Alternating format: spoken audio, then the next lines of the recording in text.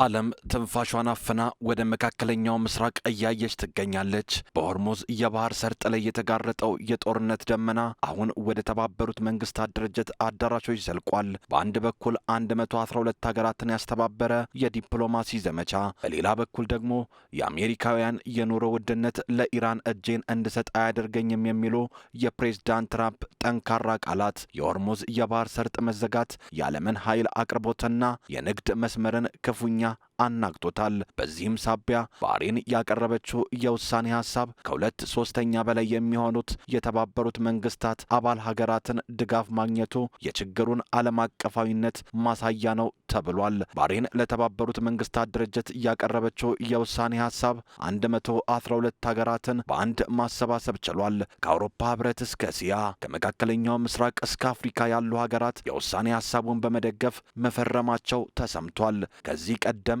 መሰል የውሳኔ ሀሳብን ቻይናና ሩሲያ ያላቸውን ድምፅን በድምፅ የመሻር መብት ተጠቅመው ውሳኔውን ውድቅ ማድረጋቸው ይታወሳል። አሁን እነዚህ ሁለቱ ሀያላን ሀገራት ያላቸው አቋም በውል ባይታወቅም ዓለም አቀፉ ጫና ግን በኢራን ላይ እየበረታ መምጣቱን ተንታኞች ይገልጻሉ። በኢራንና በአሜሪካ መካከል የሚካሄደው የሰላም ድርድር የሞት ሽረት ትግል ሆኗል። ሁለቱም ወገኖች የያዙት አቋም እጅግ እየተራራቀ መሆኑን ደግሞ እንደ አብነት ይነሳል።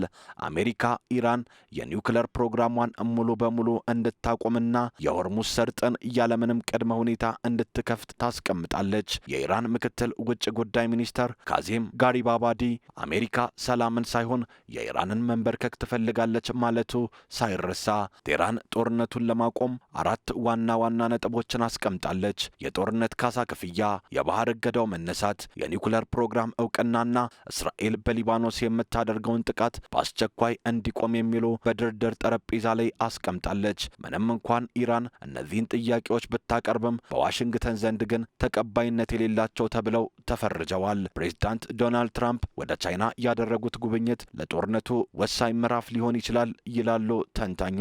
ቻይና የኢራን ዋነኛ የነዳጅ ደንበኛ እንደመሆኗ ትራምፕ ፕሬዝዳንት ሺጂፒንግን ለማሳመን ይሞክራሉ ተብሏል። ጉብኝታቸው ከኢኮኖሚ ይልቅ በኢራን ጉዳይ ላይ ያተኮረ ሊሆን እንደሚችል ይጠበቃል። በአሜሪካ በአሁኑ ወቅት የዋጋ ግሽበት ጣሪያ ነክቷል።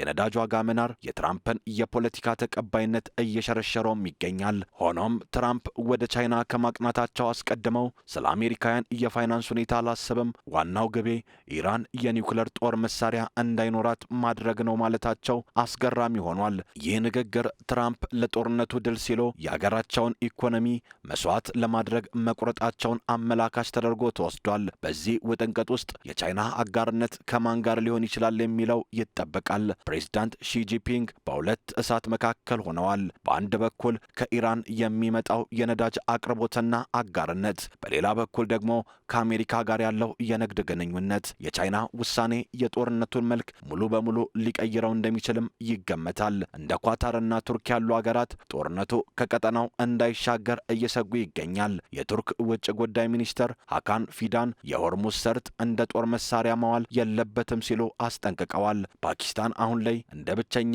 አስተማማኝ አደራዳሪ እየታየች ትገኛለች።